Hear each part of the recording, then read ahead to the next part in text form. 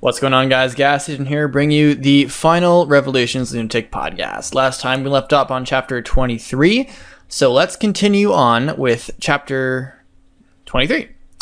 Arete Undone. So this chapter is I want to say the first platform chapter where you fight Scarlet.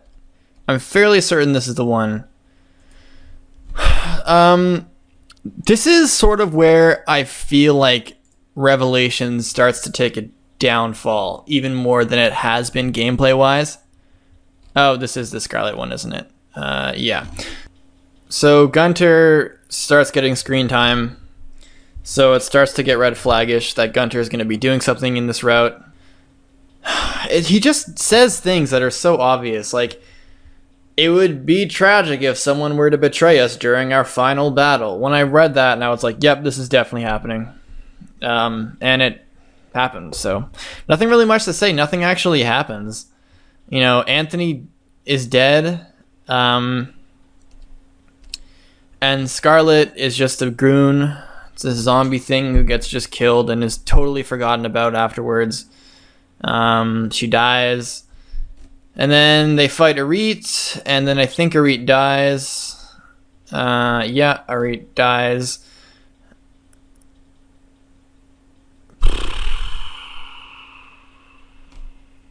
Yeah. Did she just say my name? My soul to spirit forever be released Anakos' reign. Can it be true? You're my mother.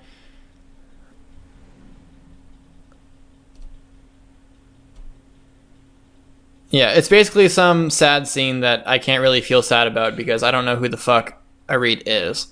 But I feel like the writers were aware of this because it wasn't a really sappy scene. It was just... This is sort of what I meant in the last podcast, where the sad scenes in Revelations, for the most part, are sad, but they are aware of how sad they can be. Like, they're not sad to the point where they're, like, wasting your time at how sad they are. Like in Conquest, when most of the death scenes were like, they overstayed their welcome. The death scenes here don't overstay their welcome, I think, which I think is better. But at the same time, I don't really feel anything for these characters because I don't really care about Azura that much, to be honest. And I don't care about Arete because I don't know her. And in terms of gameplay, let's see. This is the moving platform one. Oh, no, this is the elevator one, isn't it? Or the bridge one. Fuck, I can't remember. They're all the same.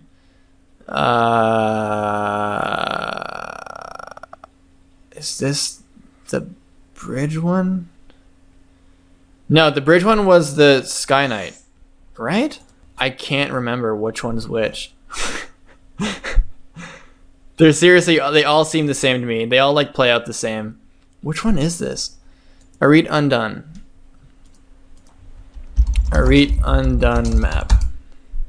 Oh, this is the moving platform one. Oh, fuck.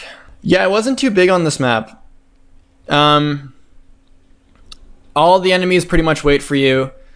The issue that I have with Revelations gimmicks is that at the expense of, like, freedom of movement, they force you to sort of wait around, and the map plays itself. And a lot of the chapters kind of do that, where they restrict your movement, sometimes to the point where it's not even you doing the movement, like in some of the Revelations maps. But they're just really these novel gimmicks that don't really add anything. Like, they're just gimmicks because they're different and not necessarily because they're fun. I mean, I guess gimmicks still fall under that category, but when I think of gimmicks, I want to think of things that, you know, add on flavor and creativity to the chapter. Maybe there are some people who had creative ways to deal with the platforms, I don't know, but in my experience, I just feel that Fire Emblem maps shouldn't be so constrained and they shouldn't be playing themselves. That's pretty much my thoughts on it. There's not really much to say. It wasn't an awful chapter. It was just kind of a map with enemies and moving platforms. It wasn't egregious. It wasn't super goddamn annoying. It was just a gimmick that I understand the appeal of moving platforms and maps that kind of like live and breathe on their own. But I feel like there are definitely ways you can do that without, you know, resorting to maps that sort of play out a really formulated way, like this map does and the elevator map does. They don't leave a lot of creativity. The thinking about, I guess a point to its credit, thinking about which enemies should move forward with the platforms. And I think there was one area in this map. Yeah. My favorite part about this map was, my favorite part about this map was definitely the spy Yumi, or the spy shuriken guy. I liked it because it kind of forced me to actually be aware of who I'm putting on the platforms and who I'm setting up to fight. That's my favorite part about this chapter, is that sort of thinking. But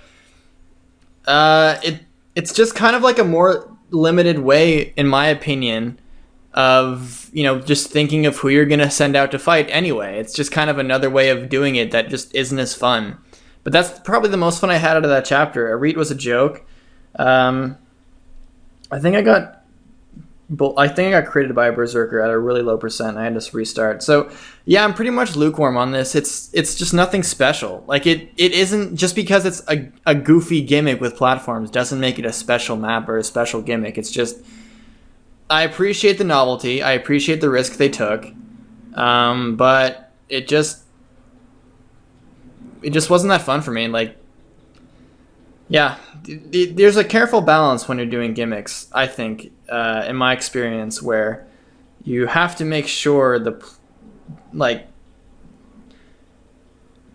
freedom of movement, I think, is something that I've started to think about a lot more thanks to Revelations and their gimmicks. So that's, a plus. When I play games, I like to try to take out anything I can and learn from whatever media I absorb. And, whether it's game design, or being inspired from other YouTubers and trying to apply what they do into my stuff, even things that other people make mistakes in are kind of things that I learn not to do. So when I'm thinking of doing gimmicks in the future, I'll know that gimmicks that hinder your movement to the point where it's like not hindering your movement bad, because Bloodlines has gimmicks that are revolving around chapters that kind of hinder your movement to a degree. But when it comes to like platforms that literally stop you from doing other, like approaching a map in a different way,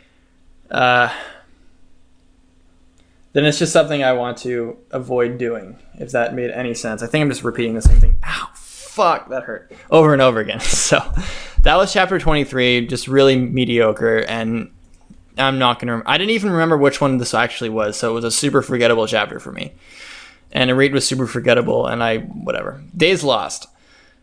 Is this Mikoto's map already? Okay, Mikoto's map. This was, nothing really happened. I think they started revealing the Gunter thing more and more.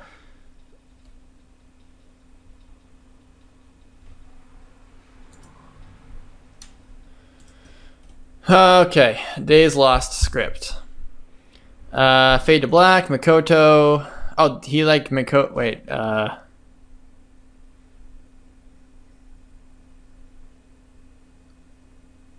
yeah, so everything fades to black. And then she runs over to whatever she's chasing, and then Mikoto appears, and then she's like, "Oh, I saw you die, and don't be fooled, you're not my mother, just another Anankosa's tricks." And then she's like, "Are you truly my mother?" And she's like, "No, Papa Def and Ankos, my spirit at least remains on its own." And Avatar believes her because that's her superpower. And then basically it's a maze in a castle that's just 3 rooms, so not really a maze. So it's kind of disappointing that it's just 3 empty rooms that get filled with enemies. It's just... apparently you can like evade the scouts, but it doesn't really matter because they're not really that threatening anyway. So It's just nothing. It's just another map with, there's 3 sections. You fight them. You fight the enemies. You beat the enemies. You go to the other room. It's the blue door and the blue door, and then she's like, take the red door. And I was actually curious about what if she was actually lying or not. So when I first did it, it was the red door, and then all my HP got reduced to 1, and that was fucked. And I almost died, so I had to pull out some crazy stops to survive, and I did. Killed Mikoto really quickly. It was still fun. It was a fun that because I was lied to by the game, which I'm not really sure is fair. Because it's kind of bullshit, but at the same time, it's like she's probably definitely lying. I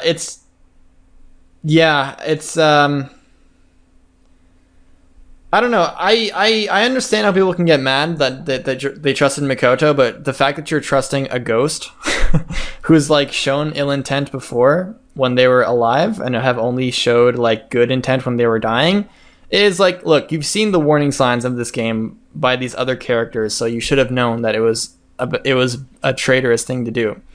So I'm not really mad at the game for doing that. I'm sure there was someone who was really pissed that they got lied to, and they were like, oh, fuck this game. And it was like, well, you saw the warning signs, so I don't know why you bought into it. I mean, I bought into it, but I'm not mad about it because I A, survived, and B, it was like, this is a really high possibility. So Mikoto, she falls and she dies, and the siblings are all around her, and then Gunter's here for no fucking reason. Oh, stealth rewards. Okay, well, the stealth rewards or whatever. Boots, Master Seal, 10,000 gold, whatever. Master Seal is worthless at that point, I think. 10,000 gold is probably good for getting... I guess it's not that worthless. But I didn't really give a shit about those rewards, and I didn't really care. I feel like it was more effort to try to evade those guys than actually just fighting them. Because fighting those guys didn't require any thought on my end. It was just, put yourself in range, tank, and then kill them all over and over and over and over until you won. So nothing special. This map was nothing special. The gimmick was, it was a gimmick, whatever. It was just super easy. So another map that's just really forgettable and that nothing really happens. It's not awful. It's not terrible. It's just meh. It's a meh map, like most maps in this mode. That is just a very meh map. So Mikoto dies, and Gunter says some stuff who he really shouldn't be, I think. Yeah. Anyway, blazing through this. Sorry, this sounds really boring, but this game was just nothing special towards the end. Days lost. Okay, so blades drawn. So now instead of fighting Mikoto, we're fighting Sumeragi. And Sumeragi ended up being the guy in Chapter 5, because he has the Gunglari, and he has it now, so he's the guy from Chapter 5. He's the king, and this is the elevator emblem. So, same deal. Nothing really happens story-wise. Gunter starts to suspect Azura of being a traitor, and then Sumeragi comes, and then he's like, fight me, and then they're like, okay, we'll fight. And the map, I can see obviously why people would hate this map, because it's a very, you're not doing backtracking, but you're spending a lot of time seemingly doing nothing. The strategy is mostly just choke point, which is, depending on who you talk to, is usually for the most part a boring way to play a game. Playing a chapter in Fire Emblem, choke points after choke points, and just baiting after baiting, and just pretty much low manning, right? Like it's not quite low manning for that room with I want to say the spearmen, but it is tanking, and it is just really basic, not really requiring a lot of depth of strategy to beat. Sumeragi was a joke. Ryoma just fucking wrecked his face. Yeah, the cool thing I liked was, trying to decide who can approach Sumeragi, because his room shifts up and down, and it depends. Like, you have to plan around striking him very quickly, because he still is deadly. He still has powerful weapons, and he's still a sword master. He still has duelist blow, and He does have Vantage, which is something you have to be aware of. He has crit. So he's still a threat. It's just the strategy. My favorite part about that map was planning on how and when and how swiftly you're going to try to take Sumeragi down. That said, it doesn't really take a lot of brain power, but it's still, it's still strategy, and I liked that part about it. But it wasn't super bullshit. It wasn't, for me, it was just whatever. Like, maybe I just stopped caring all in all about this game, but that was pretty much it. Yeah.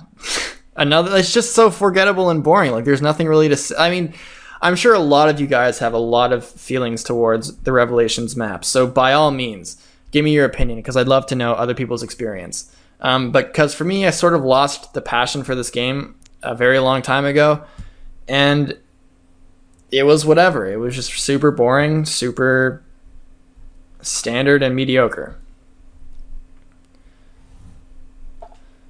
And Valite King. So finally, Gunter reveals himself as the evil traitor guy, and it was super obvious, and everyone saw it coming, except for them. His betrayal was handled really shitty.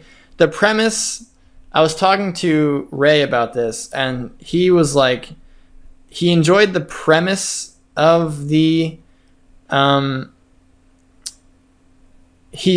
think, because he said he liked Gunter's betrayal, and I was like, I understand that you can like the premise, but premises don't really go any further than being a premise. A premise can mean, a good premise doesn't really mean much, because the actual result from that premise can be anything, depending on how you execute and realize the premise you were setting out, like you were sort of establishing.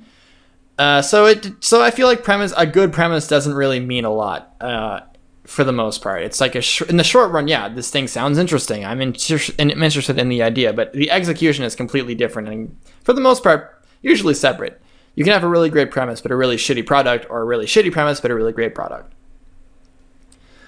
And the premise here was, okay, cool. There's a Jagan character that betrays you, who kind of holds out till the very end.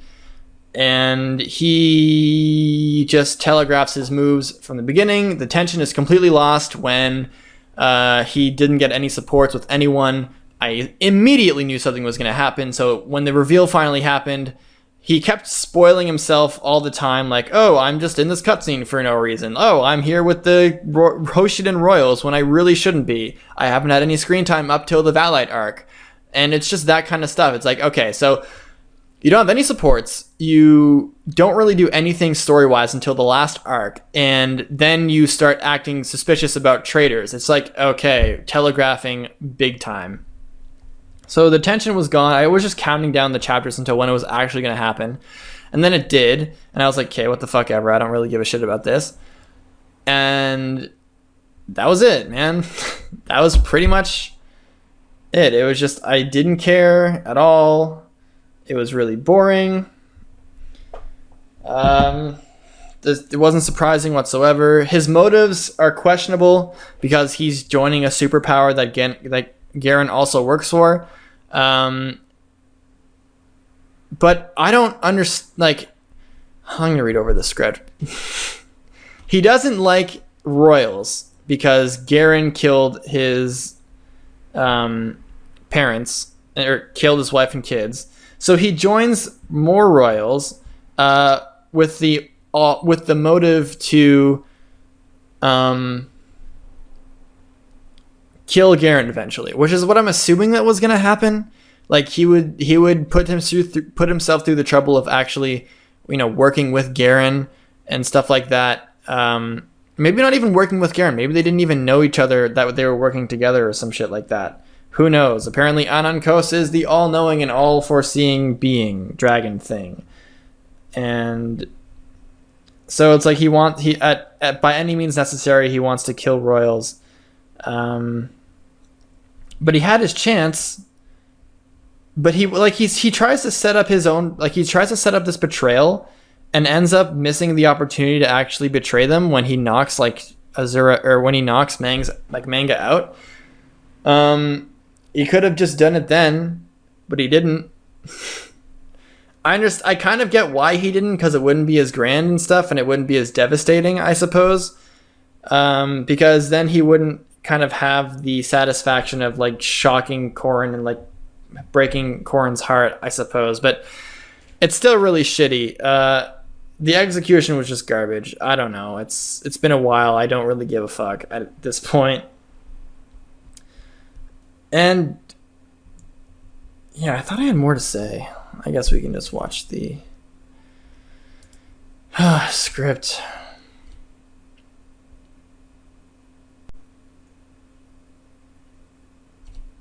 He's a piss poor. He's probably like one of the easiest bosses ever. It's garbage how easy he is of a boss. It's fucking ridiculous. Like, the Valite King is the biggest fucking pushover. I'm pretty sure normal Gunter could give this guy a run for his money than the Valite King Gunter. It's a joke. These bosses are fucking jokes, man. Fuck. You can beat this chapter in a turn. You can just rescue skip, which I suggest doing. The map isn't awful. I like the map theme of this map. Which is very surprising because I'm not a fan of the OST of this game for my own reasons that I might get into. I don't know. I'm kind of tired of talking about my dislike for the OST because it's just a personal thing that people just wouldn't really understand, because a lot of people resent the fact that I don't like the OST and they're like, what? Listen to this song. Listen to this song. I'm like, look, I've tried to listen to them. I just don't like the music of Fates. Like, not to sound like some contrarian guy, but I don't care about the music, and I don't like most of the tracks.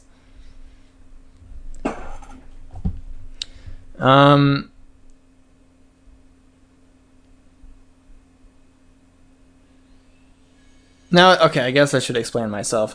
The reason why I don't like the Fates music is because in a vacuum, the songs would be good if I've never seen the context of what they're in, but the fact that I know they're from a game that I don't really like that much, in Revelations or Fates as a whole, the context of when the songs are playing, it's just I'm not really like, for me, being really into music is being like emotionally invested into music, like a lot of people are. I'm not really emotionally invested in this music because I'm not emotionally invested in the game. And for me, when I think of it like that, it's like I can't really get into this music. I don't like it that much because I'm just not into it. I'm just not into this music. It's different. Like when I'm playing Radiant Dawn, I'm really into the story and the environment. I really like the themes because I like the characters behind those themes. Like The Devoted is a really awesome track because I like Ike's kind of character, even though he's kind of bland, but he's just a cool character. I like him a lot, so I like his theme because I like him. If I didn't like Ike, I probably wouldn't listen to the theme. That's just me. A lot of the environment ambient themes are boring to me. I don't like how there's a fuck ton of happy-go-lucky, like cheery themes. There's a lot more of cheery themes in 3DS than the old games, where the old games had maybe like 1 or 2 or 3, possibly. It's just not really theming. It's like the theme isn't just really. I'm not really impressed by that theme. I don't like those kind of, like, that many positive songs in a Fire Emblem game. That's just not me. I feel like 1 or 2 is fine, but when you're pushing it that far, it's like you're not really taking yourself seriously, which I don't like. I like it when Fire Emblem stories, as generic as they are, still take themselves seriously. And I just can't really get behind music that doesn't take, from a game that doesn't take itself seriously, from a storytelling standpoint. It's just not for me. End of all, both Shigeru version and the Azura version, I just hate the lyrics. I don't like the song. It's super overplayed. I feel like the lyrics are silly. They repeat themselves over and over, and it's just I can't get behind a song that the lyrics I don't really like that much. The End of All is actually one of my least favorite tracks, and the ambient themes are just ambience, right? It's not really ambient themes, but like it's just generic forgettable music that, doesn't, it's like, oh, this is the tension theme, this is this theme. Of course there are tension themes everywhere, but it's like they're just forgettable themes that other songs, like other games, do them better. Like, I liked the tension building theme of FE7, of FE9, of the other games. Like, I liked the tension songs in Fates when they were in Sacred Stones, when they were in Tellius, it's that kind of mentality I have. It's like these songs were all done better from other games, and these songs by themselves are boring. So the ambient themes, and I can't shake that mentality. I honestly can't. I can't shake the idea that these songs come from a game that doesn't take itself seriously. They might be great songs, but personally, I just can't get invested into it, and I never will. I've tried 3 times now, and I just cannot, for the life of me, get interested in this OST at all. In fact, I'm kind of more into the Awakening OST just by the fact that I haven't played Awakening, and I know Awakening. I use some of the Awakening songs, the jokey songs, as jokey music. But it's nearly dark out as my review song. So it's that kind of thing. It's like, at least I find utility out of the Awakening soundtrack in that way. I don't find utility that much in the Fate soundtrack. So that's my little rant on Fate's music. So that's why I don't like it. There, I told you. So Valite King is right. So gameplay, you can skip the entire map and finish the map in one turn, or you can have fun with it. And if you don't want to low turn it, you can, spread your royal units, the royal kids out there clearing the dragon veins, suppressing the reinforcements. I actually had fun when I was playing this map through and through. If I wasn't LTCing and if I wasn't trying to beat the map as soon as possible, I had fun playing the map to the fullest. The chests were kind of forgettable. They weren't really that special, which was kind of a waste of time. Sure, it kind of just went around the entire map opening chests. Suppressing the reinforcements was fun. It added pressure to get there when you needed to. But Gunter was just a pushover, and yeah, it was probably one of the better maps, just because you could spread yourself. It's a very, very open space, and you can just, I think this is one of the better maps in Fates as in general, because they take a really simple concept, a giant open room with enemies there and reinforcements coming at all directions. So you have to kind of split yourself into 3 sort of parties. One in the center, taking care of the enemies there in this big open space, and from the left and right, with a little party to suppress the spawns. So for the most part, I enjoyed splitting up my armies and taking care of the maps. So this is probably one of my favorite maps in the game. Is chapter 32. What? Fuck, I clicked something wrong. 26. Chapter 26 of Revelations is probably one of my favorite maps. And Hear My Cry is the final map, where you learn absolutely nothing about Anankos except that he's a dick. The Omega Yato transforms. Script, here we go. Black mist swarms around the stone head. Anankos awakens. So this is Anankos. I've been waiting for you, Avatar. You've been toying with us for far too long. Why? Why is it wrong to manipulate humans? Your race is weak. It's forgotten its place in the world, forgotten its benefactors. You exist solely for the amusement of your betters. Dragons! So answer me, Avatar. Why am I the one left to suffer? Why am I the one left to die? Why do humans flourish while I am buried here, ignored, forgotten? Tell me why. I know, and I got spoiled in the DLC that I'm never going to play because fuck giving Fates any more of my money. I know that he lost his mind because he grew really old, and that's what happens to people who grow really old. I think the same thing was going to happen to the Rainbow Sage.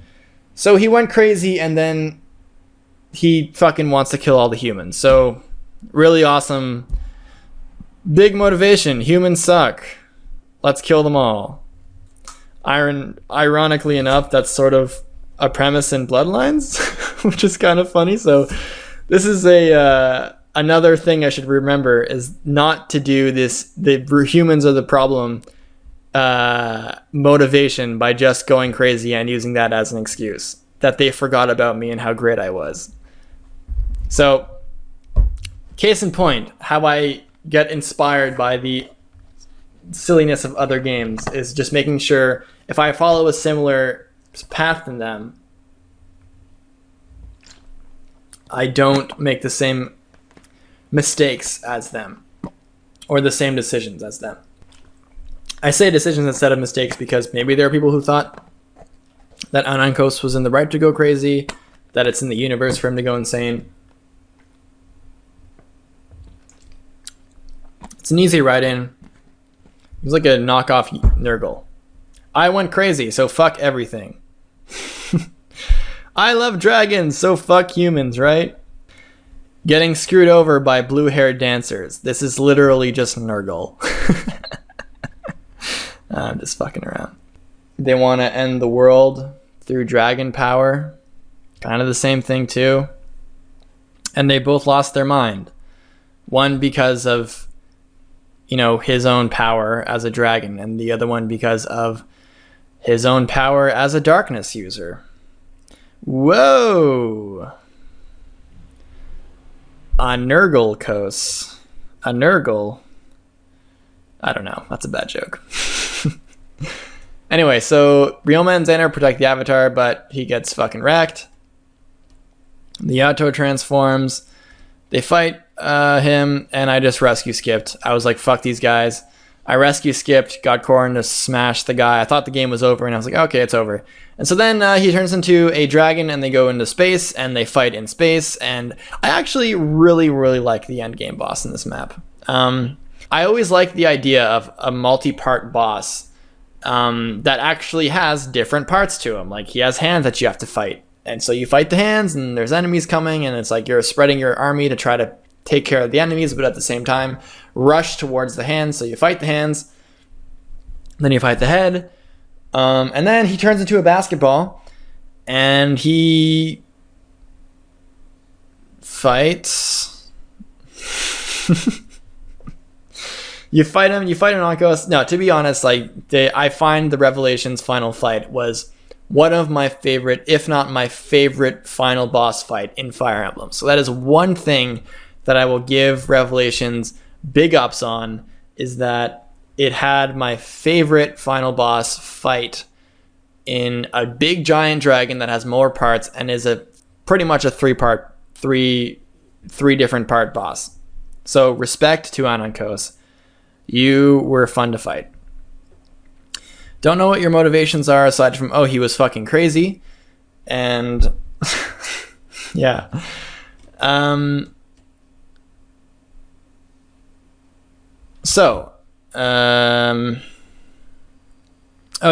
gets eaten. So what I'm very pissed off about, not very pissed off, I'm disappointed in, is that they shafted Garen again. Garen has not moved ever at all, and they had a fucking amazing opportunity to give Garen at least a side of humanity to him. You don't know who Sumeragi is, but he gets a shred of humanity. You don't know who Arid is, but she gets a shred of humanity. Garen hasn't always been a douche. When he got corrupted,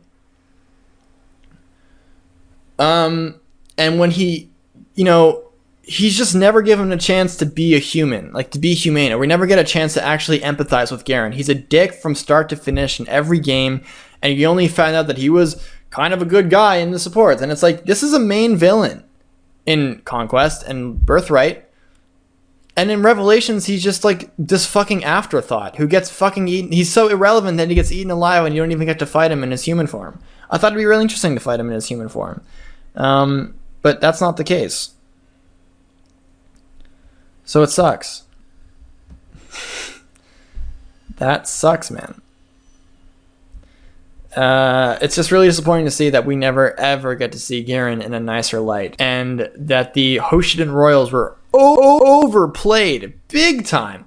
They get so much fucking depth to them. The Birthright family, the Hoshin Royals, they get to see their dad and their mom, and the Norian Royals are just like, yeah, well, Gunter betrayed us, and then Unkos ate our dad, so that kind of sucked. That's the extent that the Norian Royals get in Revelations, and I think they squandered that big time. I feel like they could have added another... No, see, if they're going to follow this, maybe instead of having a separate chapter with Mikoto, they would fight together as a double boss thing, and they could do something like in Sacred Stones when they had 2 bosses to fight. That would be interesting. Or they could give Garen his own chapter. Maybe they do that. Who knows? Who knows what they could have done? But the fact that Garen doesn't get any development because he's Garen just sucks for me. And then the ending cutscene, the ending CGI cutscene, is the cheesiest shit I've ever seen. Xander and Ryoma finished each other's sentences. Takumi and Leo have they find an even level. Camilla and Hinoka are chill, and then Elise and Sakura are just like holding their hands and like jumping back and forth. It's just like, God, you're so annoying. Just stop. I fucking hate you. And they're like, hey, they're just giggling all about, and it's like, oh my God, just please stop this cutscene. Just God, stop acting so fucking lolly. Jesus Christ. And then Xander and Ryoma, like, they finish each other's sentences and then they say the same thing. Like, how possibly more cheesy could that be? They say literally the same thing. Like, we served you, or we serve for you, or we are here for you, or something like that. And it's just like, get the fuck out of here. Like, this is the dumbest shit. Like, this is the greatest possible outcome for the entire Fates ever, is this. And it's so stupid, man. It is so dumb. I just thought it was so fucking cheesy, man. We serve for you. We're doing something for you. It's like, no one talks like this. It's so cheesy. No one says the same shit at the same time like that. It doesn't happen. And it's like, this is dumb. It's just stupid. It's just stupid. There's no other way to explain it, but it's fucking cheesy as hell, and it's super stupid, and that's what happens. Vala is now ruled by Corrin out of fucking nowhere. It's like, oh, here's the throne. You sit on it now. Now your whole life is now dealing with this fucking... I don't know if the curse has been lifted, but you're dealing with a bunch of people you don't know, who don't know you, who don't even exist, and you're ruling them now. It's like, this is the dumbest ending ever. This is such a stupid ending. Like, I'm the king of Vala? Who the fuck is Vala? Who lives here? It's a vacant country. Anankos, like, killed everyone. And like, if they don't kill anyone, they get 0 screen time. The only civilian we saw was Anthony. And he turned into a fucking faceless. What the hell, man? This is so dumb. And that's pretty much the writing. It's really stupid. Just because I just don't buy it, and I don't care. I'm not invested. It's just fucking cheesy. Bad all around. And the gameplay is mediocre as a whole. So that's Revelations. That was very quick. Just me bitching for 45 minutes pretty much. Couldn't help myself. But I wasn't super angry. I was just giving my take on how boring this game was. And how it wasn't boring. It was just mediocre. Like, it was just substandard for me. It just wasn't that great. The maps weren't that great. Revelations doesn't really do anything new. It takes these risks for these chapters, but they kind of depend on it just being a risk for it to be good, and that's not how, designs work. In my opinion, that's not how it works. I feel like you cannot just claim that your chapter is unique and has a gimmick and just automatically make it good. Like, I think like that's a problem that I think that's sort of an issue I see when I see people praising Fire Emblem, is that they look at a unique map and they're like, oh, this is really unique, therefore it's good. It's like, I'm going to disagree with you there. Is it unique and fun, or is it unique and boring? Is it unique and annoying? Like, it's unique and what? If it's an and bad thing, it's a bad map. Just because it's a unique novelty map doesn't make it automatically great. That's just me. So tell me what you guys think of the end of Revelations.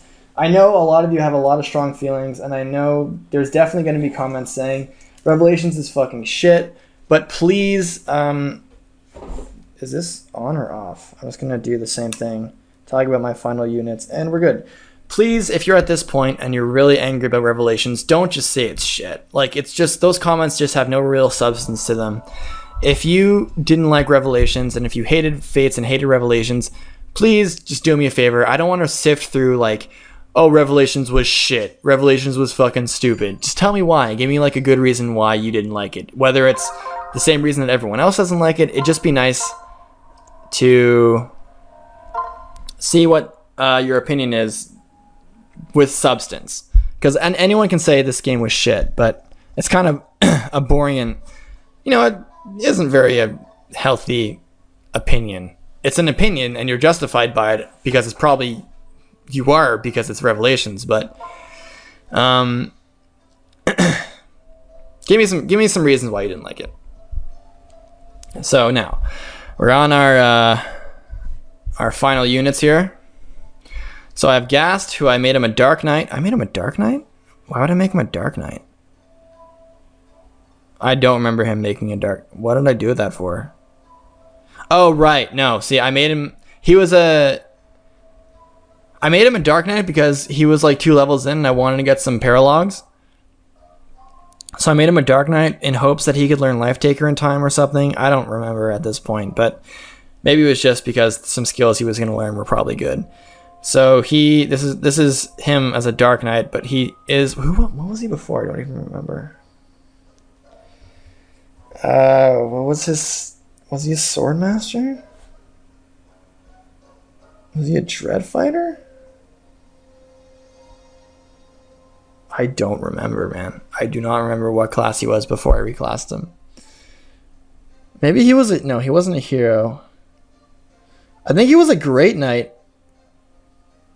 So he could just have a lot of power. Maybe that's what it was. I don't remember. So this is Gast. He has lighter hair. I got him to learn Swordfare as a Swordmaster in Astra. Oh, maybe he was a Hoshiden Noble. That's what it was, because he got Hoshiden Unity. So he just procced Astra and Sol a bunch of times. Takumi was my sniper. Standard sniper stuff. Hayato, I used him. He kind of started to fall off towards the end, but he was a solid healer. His rally helped with Leo. Xander was I made him into a Great Knight. I turned him into I S supported him with Ryoma or A plus so he could get Seal Strength, which made him pretty much a mega tank. He had a fuck ton of defense and he had Seal Strength, so every time he engaged, he just made himself more defense. So he was just unstoppable in that sense. Leo was the same thing. He was a Dark Knight, and he switched between Dark Knight and Sorcerer for the most part. Azura was the same. Benny was the general. I didn't really use him that much, but he still took a lot of hits. Camilla was my Berserker. She was really solid all around. Such a beast. She had a bunch of strength going for her. She was really solid. Saizo, I didn't use him. Sakura, didn't use her that much. Felicia, whatever. Kagero, benched. I used her for a bit, I think. Kagero was benched. Charlotte was benched. Elise was used. Oh, Elise was used. Yeah, I made her into strategist. So she actually was pretty solid for me. She had a lot more magic in this run than the run I had in Revelation or in Conquest. Shiro, I got him. His paralog was pretty tough, but I just sort of rescue warped Reyna to get him with... I had Reyna paired up with Ryoma, so Ryoma can get ferried over to Shiro as soon as possible. Still a challenging way, but I had to burn a rescue staff. It's not as bullshit as people say it is. People are really quick to call bullshit on Fates if they kind of have a problem with the maps, which I don't agree with. I think for the most part, people don't really want to change their strategy up. And so if they don't want to change their strategy, they'll tend to just blame the game. Like they'll hate the game, not the player in themselves. He had a small niche. He was okay. He just kind of was my other damage doer. Ryoma was a fucking psycho god. I made him into a dread fighter, so he had sword fair, aggressor, and he just fucking thrashed. And Reginto was fucking insane, and he's just amazing. And I'm pretty sure he has hidden crit because he fucking crits everything, even though his rate isn't as good. Like sometimes his rate is like 13% of a crit, and he'll just always land it. Keaton was decent. He was solid. He was a solid unit. I liked using him. Setsuna at bench. Perry was... When Silas died, I used Perry for like one map. Then I was like, fuck it, I'm not doing this. Shura was really solid. He has really great bases that can last throughout the entire game. He got like 4 level ups throughout his entire run, and he was still really solid throughout. Really great unit, and he's one of the units that kind of showed that bases matter more than growths. Baraka was benched fairly quick. I feel like Reyna could have been a really solid unit throughout, but because she has really decent bases. And it's a pre-promote, but I'm pretty sure her growths aren't that great, but she's still solid. Fuga was a beast. I liked using Fuga. He was a tank. Hinoka was benched really quick. I feel like she sucks in Revelations because you have Camilla and you have Camilla. Laszlo was benched. Nyx was benched. Fuck her. Kaze was benched towards the mid. Niles was benched. Hinata was benched. Fuck him. Arthur was benched. Effie was benched. Hana was benched. Mozu was benched. Tsubaki was benched. Selena, Orochi, Rinka, Jacob, and Gunter were all benched. So a lot of bench warmers because scaling is fucking garbage in this game. I'm not going to waste my time grinding just for units to not suck. This fucking game is only good for getting all the units, I guess. Can't really think of another reason why it's a really good game aside from getting all the units, playing multiplayer, which I'd never played before. I don't intend on doing it. Those are my units. And that's Revelations. All in all, final thoughts. Mediocre. Wasn't rage-inducing. It was just run-of-the-mill, lackluster, substandard gameplay, and a fucking piss-poor, terrible story. Fucking garbagely executed. And a lot of the supports that I was interested in, a lot of my characters got shafted, and the supports that I was looking forward to reading were all about Corrin. I was really interested in Corrin and Xander and Ryoma's supports, but they all fucking revolved around Corrin again. And Takumi and who was it?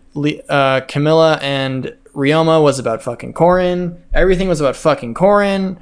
You had these huge potential to have these like idealistic, culture clashes, and with the High Royals who would have this really interesting discourse, but they don't. They just revolve around Corrin. Really missed opportunity. Super disappointed.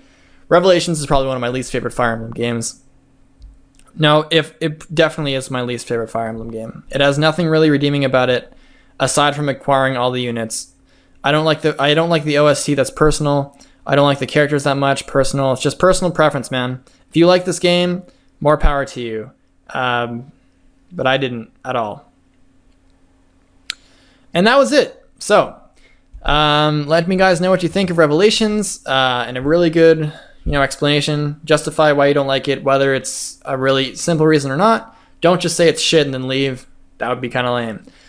And that's it. So with that being said, I'm Gast. Thanks for listening in to the podcasts on Revelations Lunatic. And I will see you guys in the next podcast, which is probably going to be just reply to me's. But peace out. And thank you so much for listening.